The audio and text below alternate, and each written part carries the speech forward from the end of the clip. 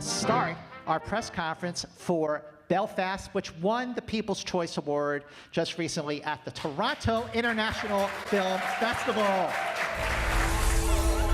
We're living in a civil war. This is the time to make a new start. My ma says if we went across the water, they wouldn't understand the way we talk. Shouldn't be a problem. I've been married to your granny for 50 years. I've never understood a word you said.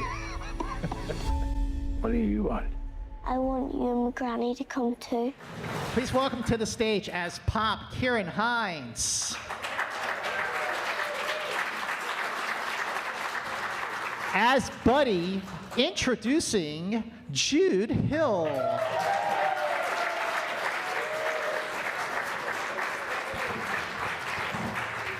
As Pa, welcome Jamie Dornan. As Ma, CAITRIONA BALFE. Ladies and gentlemen, please give it up for writer, director Kenneth Branagh.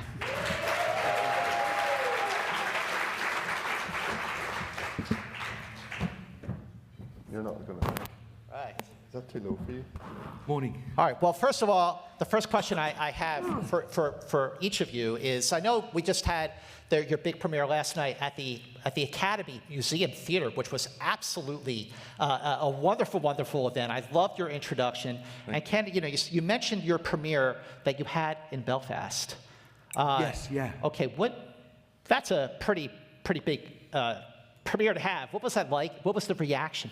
It was amazing. I was just saying, actually, that it feels like from Thursday night, thank you, strong man at last, from Thursday night through to last night, it felt like one long party. It was a great night last night. That was a really wonderful party, actually, because it felt like everybody was in the same place. Your man gets up and sings, which is a big surprise and a brilliant thing, you know. And that was like a sort of sense of the atmosphere, to answer your question, back in Belfast, where 1,400 people watched the movie in the Waterfront Hall. That's so many people, isn't it, to see a film together. There was a lot of people last night as well. Both of those experiences of us all being back together watching movies that get you, as it were, up on your feet and reacting was really amazing. And for us who were going home in various ways, to have the reaction of the home crowd was electric. It was an absolutely electric evening, very, very emotional, very emotional. I struggled to say much for a while, but everybody was there, and Van Morrison was there, and every kind of community group was there, and it felt like the city was right behind us. And when you think of the story of the film, and frankly, I still get amazed to think of coming from those streets and ending up here and ending up where we were last night. It's sort of surreal, unbelievable, beautiful, and I was very glad to be with you all last night, just, kicking it up. It was great. It was great. CAITRIONA, one of the things that really struck me the first time I saw the film at the Telluride Film Festival, which I believe was the world premiere for the movie, Correct. is the warmth, the family. It feels so genuine and authentic. How did you all bond to feel like a family?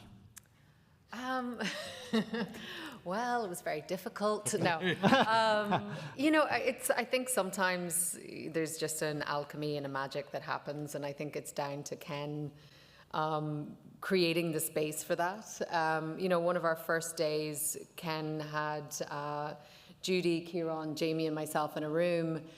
And you asked us questions about our childhood, about our parents, our grandparents. You shared a lot of stories, and that very quickly got us all just to know each other on a very intimate level and on a very personal level. And I think that really broke down any kind of, for me, I was very intimidated walking into that room, but very quickly everyone sort of got along and knew each other on a very kind of real level. And I think that starts everything off on a very open kind of playing field. So it just continued from there. Jamie, I want to ask you, you started filming this movie in September of 2020. August. Okay, August of 2020. Yeah. So what were the challenges, the acting challenges for you and for everyone in the cast to make a film during a global pandemic? Yeah, listen, it's not easy.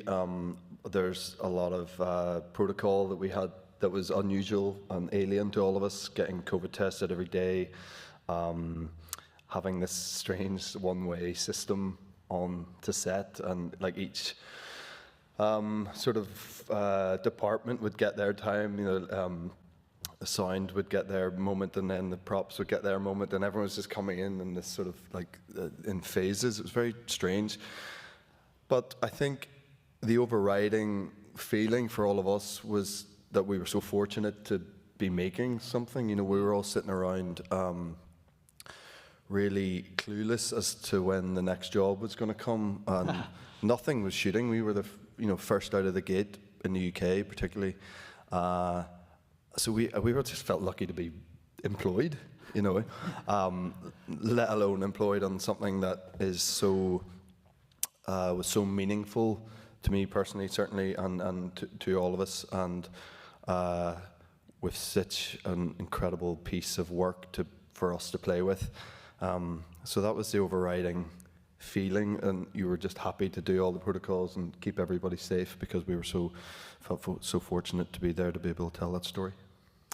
Hi, Jude. Hello. I'm going to say something to you that you're going to hear a lot. You were awesome in this movie. Thank you. How did you find out you got the job?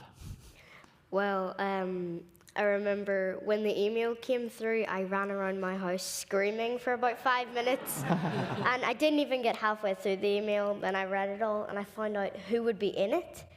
And I was amazed, because my mum and dad knew all these actors, and I knew some of them as well. And it was just crazy. Which ones did you know?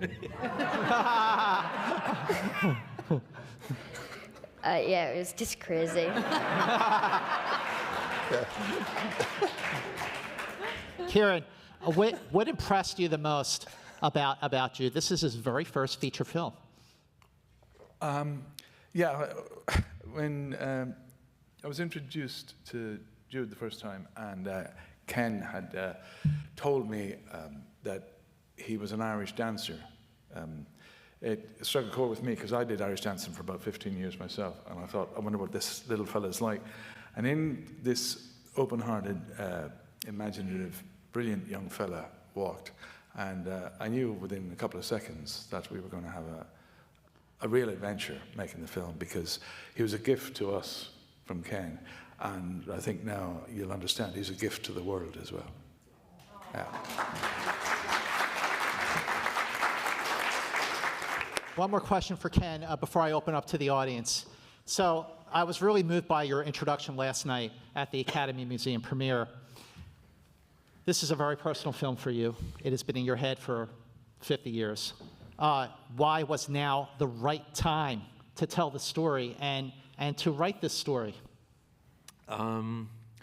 Well, you know, it came out of that silence that a lot of us stared into at the beginning of the lockdown, and it certainly sent me back to this other lockdown that we experienced, where both ends of the street were barricaded, and you know, you ended up looking inward. I think a lot of us did this during the pandemic, and separated from things that were so familiar to us that we perhaps took for granted, and particularly from people that we took for granted. I think it was a chance to look back. I wanted to shake hands with the 9-year-old kid, and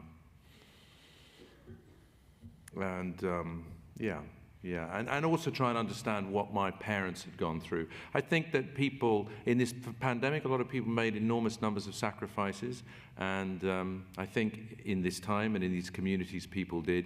And those sacrifices, those family moments, I think a lot of people from around the world understand. You know, we all have our versions of them, and it seems to me one of the beautiful things that the film seems to have unlocked for people is moments in their own life when, I don't know, they're suddenly told that Father Christmas doesn't exist. He does, Jude, by the way, he does. He does. But if you thought that he didn't, sometimes when that knowledge comes your way, it can be difficult. And I think that just, you know, when you leave in whatever sense, a home or a place, I think that readjustment involves dealing with some form of loss, which can be painful, and the result can also be beautiful. But it's bittersweet, I guess, like life is sometimes.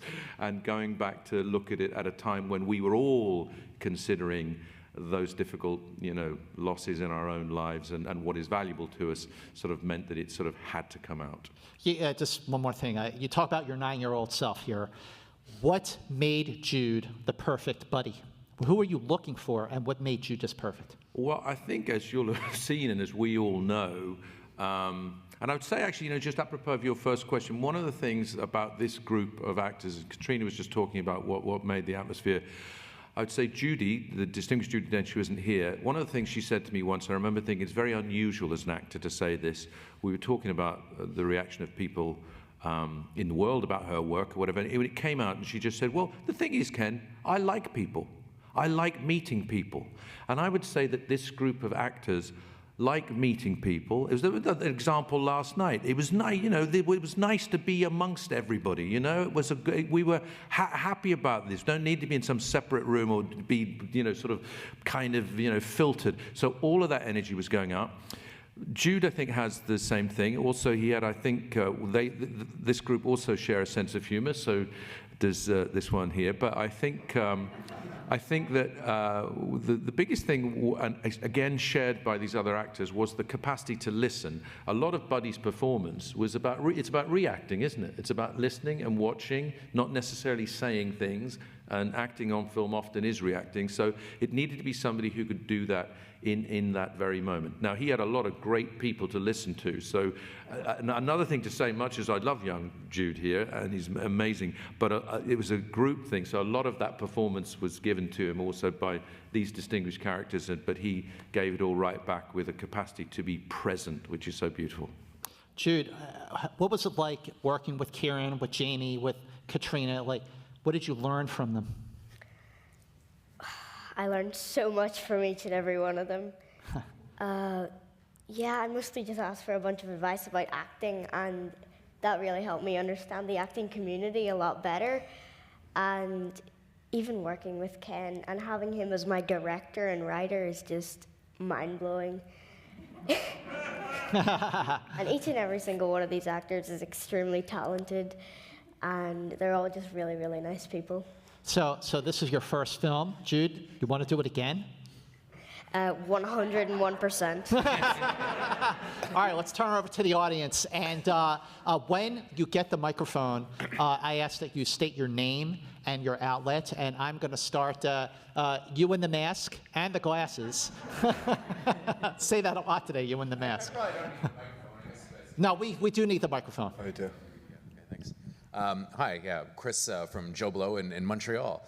You said something pretty interesting last night, Kenneth, about how even during dark times, there are moments of happiness, and I think that a lot of us can relate to that, having come out of a pretty dark time, COVID-19. But I wanted to know, it feels almost perfectly timed, this movie, because seeing it with an audience feels almost like a cathartic experience. And are you hoping that perhaps a mass audience views this movie the same way? Because it does feel kind of ideally timed in that respect. Well, thank you. I mean, yes. I mean, we found both these recent experiences with these large numbers of people. I saw and experienced and felt the movie in a different way. And I felt, there's a way in which you can understand silence, the nature of silence. I've made a few films where the silences were not good. There was a silence representing no other factor but boredom or disinterest and an exit from the room. But I think here, I feel people lean in to some of the family problems. I feel them care. I feel a real personal interest. I think the investment, the human investment, is just something, and I'm thrilled, of course, that it's happening around our film, but I think it's independent of our film, of course, and I'm sure it's happening in lots of other experiences that people have in the world. But I think it's to do with maybe us not being fully put back together again after what we've been through. There's still a couple of layers of skin missing, and maybe we need some emotional release, and storytelling has always helped provide that. We read to know that we are not alone, and this movie definitely, I think, tries to let people know that we need not be alone. Katrina, I'd love to hear your take on that. Oh, wow. How do I better for that? Yeah, I mean, again, like when we saw the film on Thursday in Belfast, I definitely had a new experience watching it. I mean, I was watching it with my mother, which was such a special thing for me. It was the first premiere she'd ever come to. And there's so much of her that I drew from for my performance. And, you know, I think, yeah, I just think it's that thing of I mean, for me personally, it was a really quiet, very still 4 or 5 months before we started filming, and then right after we filmed, we went into another lockdown. And it's you know, I was very blessed. Nobody in my family got ill, but it was a very introspective and a very, I think, it was a tough time for everybody. And I do think that this has been, it's been such a joyful experience, bringing this film to people, watching people be moved by it. I mean, my mum turned around to me and she said, you know, I just didn't want the film to end. And that was like the most special thing that I heard. So, yeah, it's just been really special. That's actually a unanimous feeling. I didn't want the film to end either. Jamie, you know, you made this film, you all made this film under trying circumstances. You had your premiere in Belfast, and you are a Belfast man. What kind of responsibility, how important was this movie for you? Just, you know, it couldn't be, you know, we've taken this film to many parts of the world. We've screened it very successfully. The response to the movie has been very positive. It's been very pleasing. It's not always the case, particularly for me. So we care so much what people from Belfast think of this movie. It's not strictly only for the people of Belfast, but God, they're important, and the story of the people and what people from that part of the world have been through is vitally important. It's been told in many different guises before to success, and you know, there's a place for what Jim Sheridan did in the 90s and recent films that are focused more on the sort of the troubles themselves. But to see a normal, hard-working family and the impact that the beginning of the conflict had on them, I think is really important. So Thursday night was one of the most remarkable experiences of my life, to get to share it with those people and for those people to have embraced it. And we felt a very palpable sense of love in that room, and that just meant so much to all of us. Yeah. Thank you. Let's go over to this side. Wow, everyone. Right over here on the side here. And again, please state your name and the name of your outlet. Hi, Danielle Salzman, Salzy at the Movies. And my question is, can you talk about the process and filming the everlasting love sequence on set? Well, I can just briefly say that Alita, our choreographer, was involved, but I essentially handed it over to the brilliant and beautiful CAITRIONA BALFE and Jamie Dornan. So tell us, how was it? I know you rehearsed a lot. Well, we had to. Well, God. I mean, yeah, I would venture to say neither Jamie or I are natural dancers. Maybe Jamie more than me. No, it was, I mean, beautiful choreography by Alita. We were shooting a lot of the time in a heat wave. So there was many sweaty sessions of dance rehearsals where we were learning this choreography in like 35 Celsius.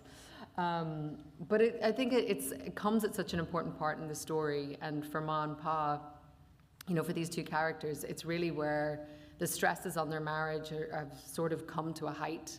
And I think it really needed this moment for them to remember the foundation of love that they have for each other. And I think that's what's the most powerful thing in that scene is you see that despite all the things that are happening around them, these are two people who love each other so purely. And then, of course, the wonderful singing by Jamie Dornan. Well, listen, I'll tell you what was a godsend that day was that the vocal that I recorded for it, we did it after production, so I wasn't having to sing live. It wasn't like, Les Miserables or whatever, where they're all singing live. I don't think I would have survived the day if I had to do that. It was hard enough trying to lip sync in time on the day and deal with the dance moves and all the emotion that was wrapped up in that moment. And I agree with CAITRIONA in terms of like the release of it. I feel it comes at a time in that movie where you've been through so many difficult moments and suddenly there's this joyous release, and it's vitally important, and to see it through his eyes. And that day was filled with terror, really, fear, but I was just getting so much back from this one and everyone. It was, obviously Kieran was like the only one who wasn't with us that day. For I couldn't be bothered turning up. He wouldn't even lie in the coffin. It was really, it was strange. But it felt like, bar Kieran, the whole gang were there, and it was very special, and it will be a day I'll never forget that day. Do you remember there was when we were talking about what was underneath it as well? I remember what came to mind was a volume of poetry by D.H. Lawrence, and it was a series of short poems that were written after he eloped with Frida Weekly. She had children. She left her children. It couldn't have been more difficult. And this very simple but beautiful, at least to my mind and ear, volume that they wrote. And I remember talking to you about this, about what should this look be when she looks back to Pa. And the title of the volume was "Look, We Have Come Through." And for me, that was what, yes, it was a pop song that they danced to, but it was about, what, I think we got through this next bit. Look, we have come through. And what was great about these two was you could have them in a sweaty chapel for 4 weeks rehearsing, but also talk about notes like that, and they could do both. So they do all the jiggling and joggling. But I really think there's a couple of looks in there between the pair of them that go so deep in terms of understanding that it matches it isn't just, as it were, the power of cheap music, as some people would put it. It's just a connection to the depth of the relationship. And it was lovely to have actors who were responsive to both things. Let's go over to right over here. Hi, thank you. Chuck Kaplinski, WCIA TV, Real Talk with Chuck and Pam. Gary Cooper is my favorite film actor of all time. Thank you. It was great to see him on the screen last night and the way you used him. If I had the opportunity to make a film about a section of my life, I would only hope it would be half as beautiful as what you've all accomplished. Thank you. What you've done has given us a real gift, so thank you. Thank you. Thank you. Mr. Branagh, what happens next? How did your family adjust to the move? We know what happened with your life, but how did your family, your parents, deal with the move and the adjustment, and your brother as well? It was tough, I'll be honest with you. It was tough. I think that the sacrifice that CAITRIONA so beautifully describes in the scene on the bus had its impact. I think that the first part of life was the illustration of the idea that it takes a village to raise a child, and then the village wasn't there, and safety was there, protection from violence was there, and economic opportunity was there. But I think it was tremendously hard for everybody. And one of the reasons that, it's such a stupid and obvious thing to say, one of the reasons to do the film was we never, ever talked about it. We just didn't. They were so certain, they so wanted to make the sacrifice work, you couldn't look back. Plus, an Irish thing is don't dwell, don't indulge. Other people are always worse off. So forget about your suffering. It isn't suffering. Listen, you got a chance, you got a job, you got to go, you got out. She said go, and so get on with it. But 50 years on, I needed to. But it was tough for them. In the end, they had beautiful moments. But you give something up. There's no question. And what they gave up was significant. But they were very lucky and blessed in all sorts of other ways. Kieran, I want to ask you, you were also from Belfast. Yep. So, I mean, the responsibility that you had, and also projecting a film that was about family, but also about what went down in Belfast in 1969. Yeah, when Ken sent me the script and I picked it up, and it just from, I guess, page 1, I turned over to page 2, and for some reason it started to go straight into my brain and my heart, because the rhythm in which he'd written it and what he was talking about, I had experienced myself in a slightly different fashion. But we grew up half a mile from each other in Belfast. I have a few years on him. But the connection to the material was kind of huge to me, quietly huge. I wouldn't go out screaming about it, but he just captured in his writing the truth of the situation, but placed into a kind of dramatic form. But it's as true as anything I would remember about filmmaking of Belfast. At the heart of the story, the love and the connection of the people was, to me, so pure that the least we could do was to do justice to Ken and to his family. Back to this side, right here, front row, blonde, with the mask. Hi, first of all, congratulations. One of my favorite movies of the year, this and Barb and Star. I loved it so much. One of my favorite scenes of the movie is the scene between Ma and Pa, where Pa acknowledges that Ma raised the kids just so beautifully. Yeah. I thought that moment was so impactful for the story. So Jamie and Katrina, can you talk about your memories of filming that scene and also getting the direction from Ken as well? Oh, and Lauren Veneziani, DC Film Girl and NBC Baltimore. Thank you. That was the scene when I think I'd said yes in my mind before I even opened the script, based on the personnel surrounding the film. But that was the moment that really punctured me in the script. So when we shot that scene, we shot it first from the angle that it plays in, and by the way, this one fell asleep for real. I don't know what that says about what Balfe and I were getting up to. There's a really low soundtrack of little snores throughout that scene. Yeah, not great for the confidence, I mean, he's very method. Yeah. Unbelievable. But we shot it from down there, and which is a beautiful, beautiful image. And I'm allowed, I can say this. Ken took me aside after and said, listen, I don't think we need to come in for coverage, tight coverage. I was like, okay. But actually, I trust this man more than any director I've ever trusted before. So, I had to put my own personal sort of ambition of a nice, tight close shot for that very important scene aside, and which was difficult.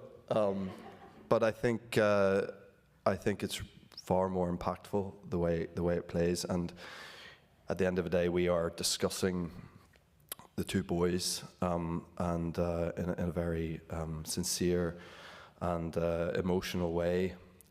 So to have them included in the shot for the entirety while we discuss that, I think is really beautiful thing. So yeah, I think it was a wonderful scene to shoot, because it meant that was the most impactful scene that I read, and she's just the easiest person in the world to work with. So your take, Katrina?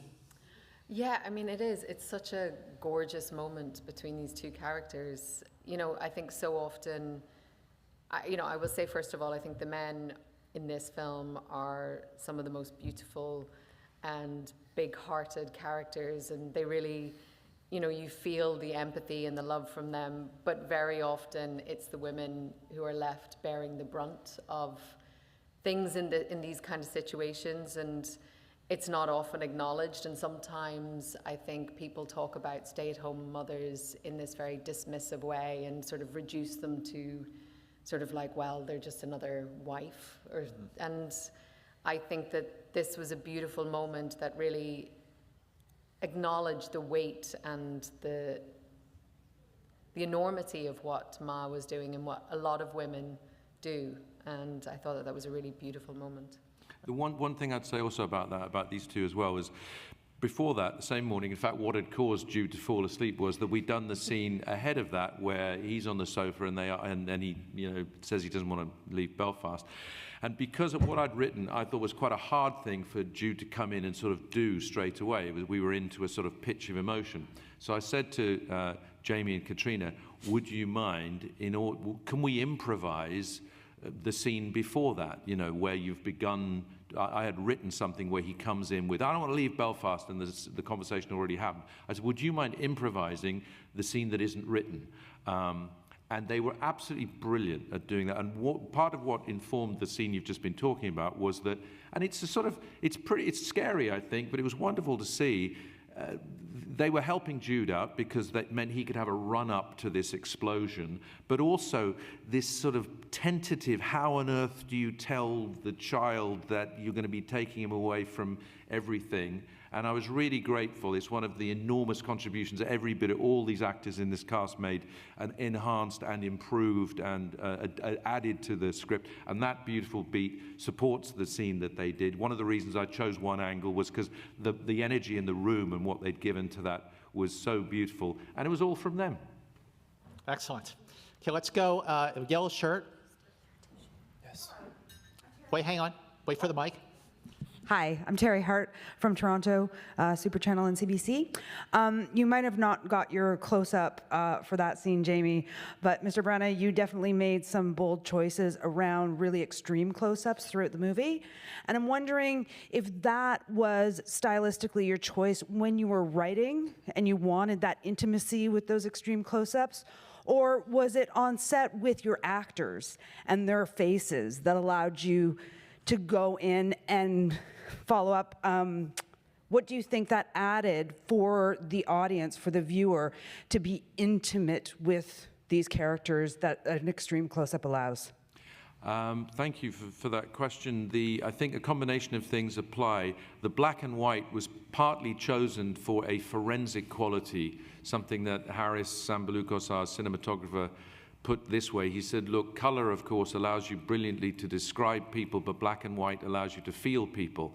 You take away some things that you might otherwise look at, and you look more closely at them.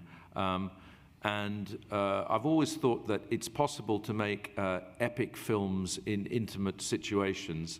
And in cinema, the reason to invest in this, in the big screen experience, is that an epic dimension of black and white photography on a massive screen is the human face. So what might otherwise be the sweeping landscape of a desert or a mountain range or whatever, in black and white, when the scene has earned the right to look in this way, specific example being Judi Dench at the end, where she sort of from some unknown depths that only somebody like Judy can have, has this kind of Mount Rushmore stillness. I mean, it's unrelenting. The camera is in there going, tell us what you feel, tell us what you feel, and show us your heart. And she sort of opens it up. And a funny thing happened that day. She also was ready to, she knew it was this big. I mean, camera was physically right close to her, and she knew it was a big moment in the film. But we actually also, we had something scripted, and just as I was describing with my distinguished colleagues here, she was ready to improvise. So she was there for 2 or 3 minutes and said, what about this? Try this line, do this, whatever. And she's still rock-like. She's like a metronome doing it. So she's hearing all the instruction, no doubt, much of it annoying. But filters out idiot director, idiot director, idiot director. Useful, I'll try that one. Useful, I'll try that one. And then she finally gets these 4 lines and she says it. And I said, cut. I said, that's it. Hold on, Judy. I'm just going to go. I'm just going to go and check the thing. I put the headphones on. Listen. Okay, play that last one again. I went, no, there's something on the fucking soundtrack. What is that? What is that bloody noise? And the sound recorder said, sir, that is your intake of breath when she did it. Oh. And it was me going, because she was so bloody good. And I thought that one huge close-up of Judi Dench was an epic shot in a movie. Absolutely. Back to this side, right here. You, yes. Again, state your name and your outlet, please. Thank you. Good morning, Lonita Cook, KCTV5. My question is about drawing out the humor in the narrative. And so the thing that I really loved about the movie is that I didn't think it was about visiting 1969, but remembering 1969. And I was wondering if you remembered it with so much humor, or did you need to construct that afterwards?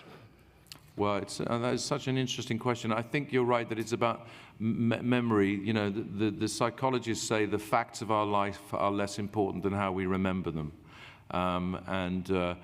So I was remembering this with a decision to look through the eyes of a 9-year-old. I was remembering him from 50 years ago, and I was trying to sort of come to terms with a number of things, I suppose. But humor, interestingly, and the boys can possibly talk about, Kieran and Jamie, I'd be interested to know if you could put your finger on what we describe the Belfast sense of humor is. But I did want to get that in there as what for me was always a coping mechanism, a sort of an undercutting, sometimes quite a. How would you describe the Irish sense of humor, if that's not a horribly difficult question? It goes against the grain, in a way. I mean, the idea of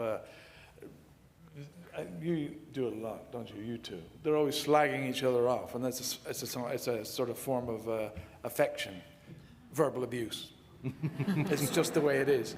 The idea that Irish people were such a mixture, and indeed we're a conundrum to ourselves sometimes. You know, we don't really know where we're coming from, but we work on a bit of brain and a lot of heart, and sometimes it leads us down very scary places, and other times it leads to great adventures. My childhood, I was 16 when 69, the year 69 arrived, and I have memories of the thrill of this explosion. And it was only a day later when I started to see the menace of it, really, at 16. And then how it was going to keep perpetuating itself in a tribal way, one side to the other. That it then became very scary, but at the time, you're young, you take risks, you think you're immortal, you know, and you do stupid things. But my childhood at that time was the sound of the city at night and explosions in the distance, and then echoed off the hills of Belfast. You'd hear, or gunfire at night, and it was an instinct that Ken has put so much Western stuff in the film itself, because there was a lot of cowboys in Belfast at that time, it has to be said, and they weren't all good, you know. But my memories are they're a mixture. But then you're at school, and the next thing, people were using the troubles to get off school. They'd bring up the school and say there's a bomb in the school, and everybody had a day off, you know. Well, they're mixing the truth with how they want to play the game, and thank God we've come a long way since then. Anyway. Thank you. Okay, who over here has a question for Jude? I want to hear someone. Okay, yes, you in the front row. Gray suit, white mask. Name and outlet, please. Hi, Mose Persico, CTV Montreal. First of all, congratulations to all of you. This was a fantastic movie which resonated completely with me. In 1965, my mom and dad, along with my two sisters and I, made the decision to leave the beautiful confines of the Amalfi Coast in Sorrento to move to Montreal, Canada. For the cold of Canada, I still don't understand. But it was a personal sacrifice that my dad made because he wanted my mom to join her brothers and sisters, my uncles and aunts, in Montreal. You all touched upon making sacrifices, and that's what this movie's about. But this movie's also about the importance of grandparents. And Jude, I want to ask you, Benny loves his grandparents so much in this movie. I didn't have a chance to grow up with my grandparents because they remained in Italy while the family moved to Montreal. What's your connection with your grandparents now, and how does this movie resonate with you in that regard? Well, my relationship with my grandparents is very like Buddy with his grandparents in the film. And I feel like grandparents are just some people that you can go to talk to if there's any trouble at home that you don't really want to share with anyone else. And yeah, I think Buddy in the film really relies on his pop and his granny if he ever needs anything. Jude, what was it like for you to film the scenes with the riots, you know, with all the commotion and chaos? Well, it was crazy filming them because just a bunch of things were going on at one time, but it was so exciting. And it was probably one of my most favorite scenes. And I just loved the thrill of everything that was going on. And I was pretty scared as well on the day, just because everything looked so real and like it was actually happening. And yeah. Oh, great job. Okay, back to this side. Yes, you on the side. Yeah, you. Mm-hmm. I mean, Hello, Preston Barter with the Denton Record Chronicle and Fresh Fiction. My question is for Mr. Branagh. You mentioned that this film is deeply personal for you, and I'm curious how much of home is in here for you. Is there anything that maybe as an audience we don't know, we can't detect, but you worked with the production design to put items from your childhood in there that were very important for you to have in there to make it feel more special? Probably the most realistic depiction was my granny's backyard.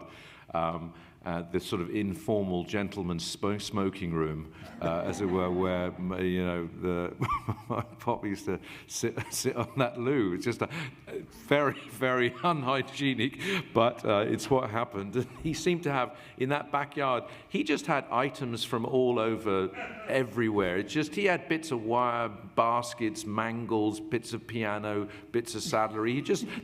There were guys who'd come to the back door all the time and they'd bring stuff, and it would happen at odd times of the day and night, and it was like a real depot there.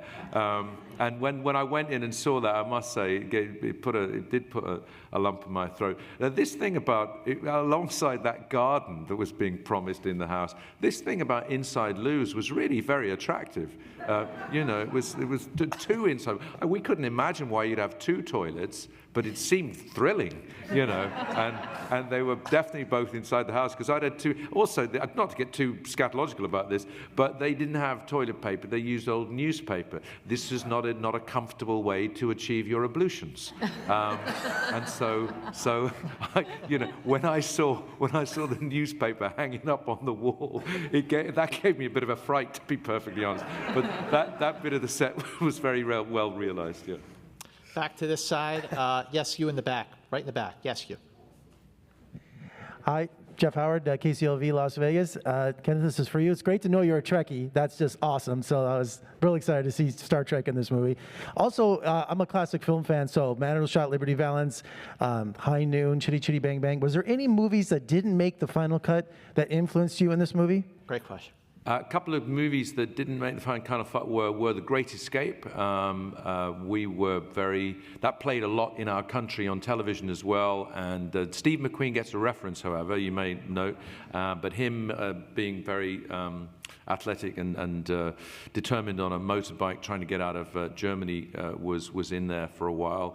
And The Sound of Music was in there for a while. So the late, great Christopher Plummer and Mindidi and Julie Andrews, and both those films had a sort of epic dimension. There were other films that we went to where we thought, wow, the Austrian mountainside and the sort of epic scale of the outdoors in both those films was pretty extraordinary. They're big ensemble pieces. They were long. They were saturated Technicolor pieces. So they were in the movie for quite a long time. But in the end, Raquel Welch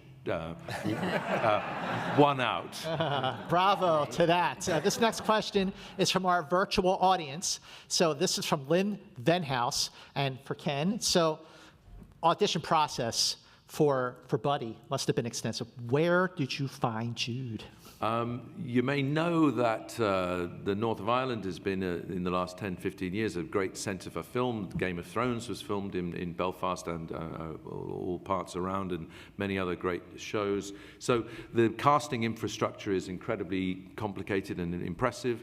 We were able instantly, because we got this together very quickly, to reach out through social media and through drama clubs and schools, all of that very, very instant, to find 300 people ready to do a self-tape. And what was the first, was it your mum who told you about it, Jude, or how did you, what was the first time you heard this? And was there a title, or what did you hear?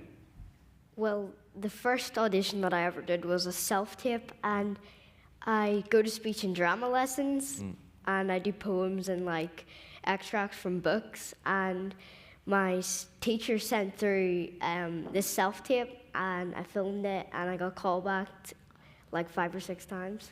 And what was it? Was it a bit from the movie, or was it a bit from another play, or a bit of, what was it that you did to begin with? I think, yeah, I think the first self-tape that I did was from another movie because my mum recognized it. Yeah. But then after that, a few of the callbacks were the I Don't Want to Leave Belfast scene on Zoom. And did you, at any point, did you think, what did you think, I really want this, or I don't know, or you don't know how it went, or how did you feel as you went stage by stage?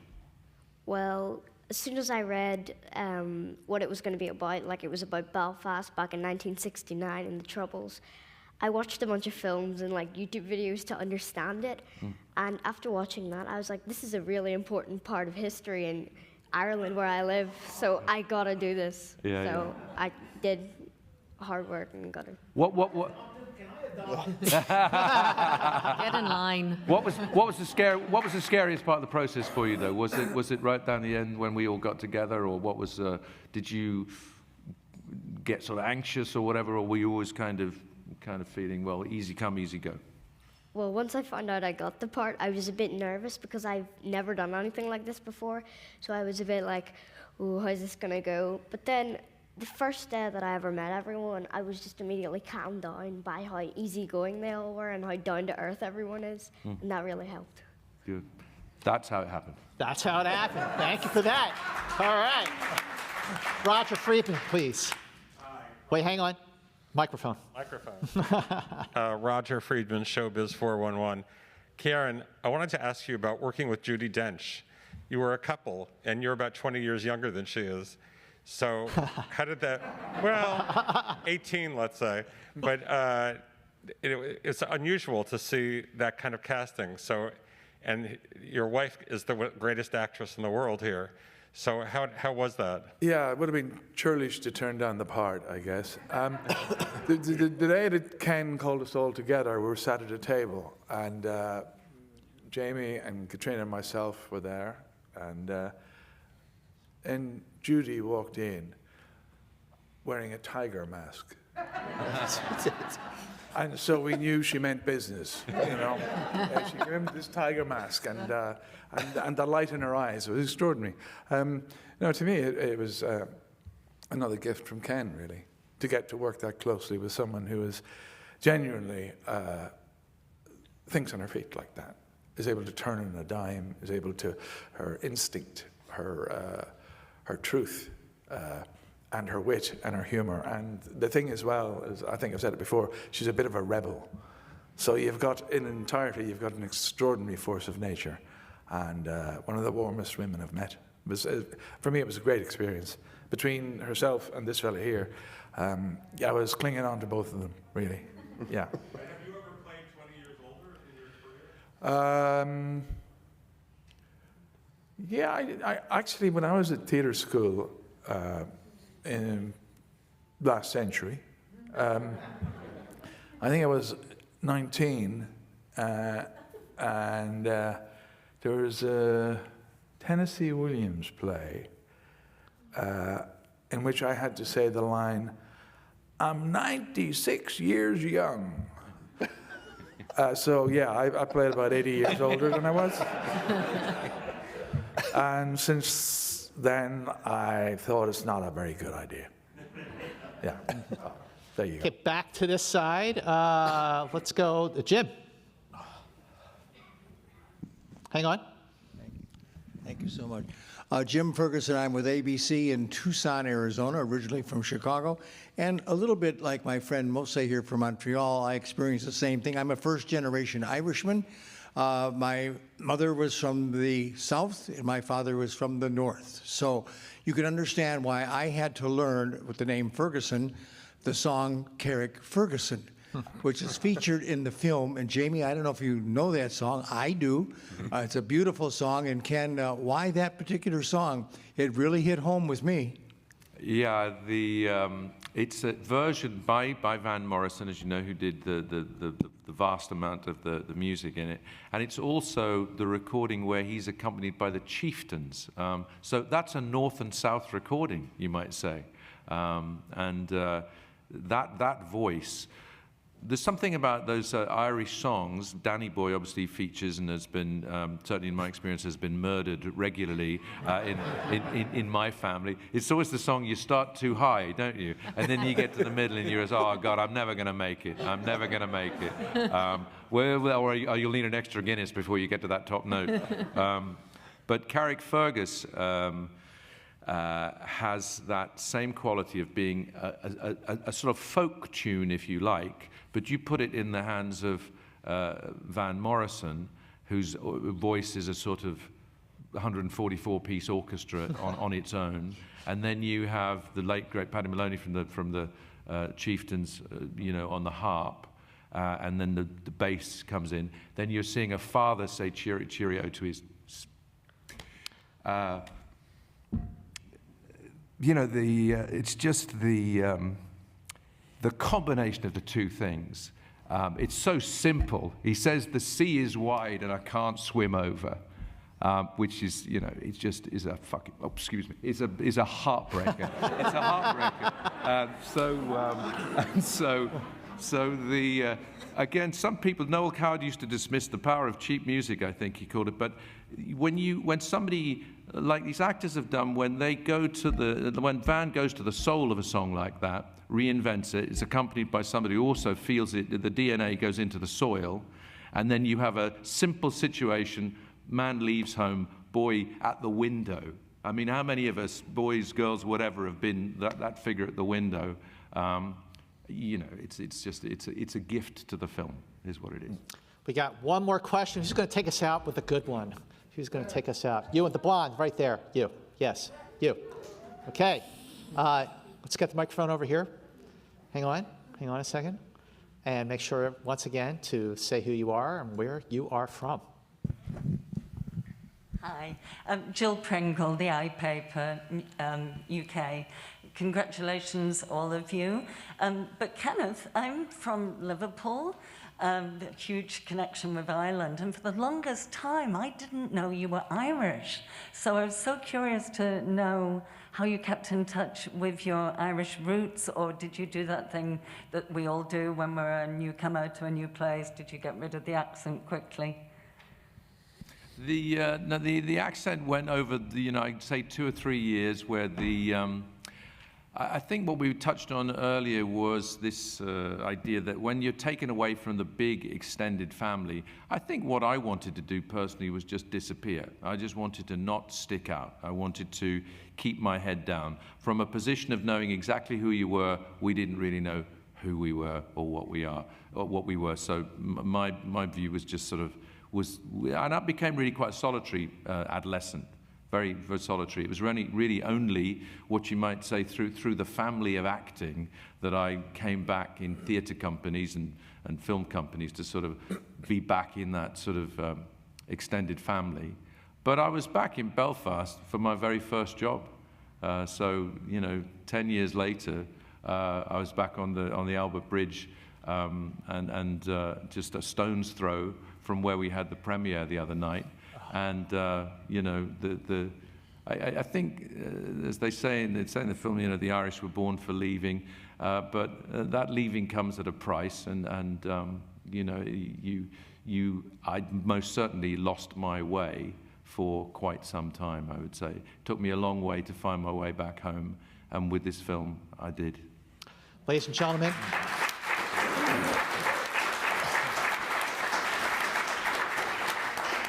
Ladies and gentlemen, Belfast is in select theaters this Friday, November 12th. And to everyone on this cast, to this wonderful writer and director, thank you for making a film that truly is a rose by any other name.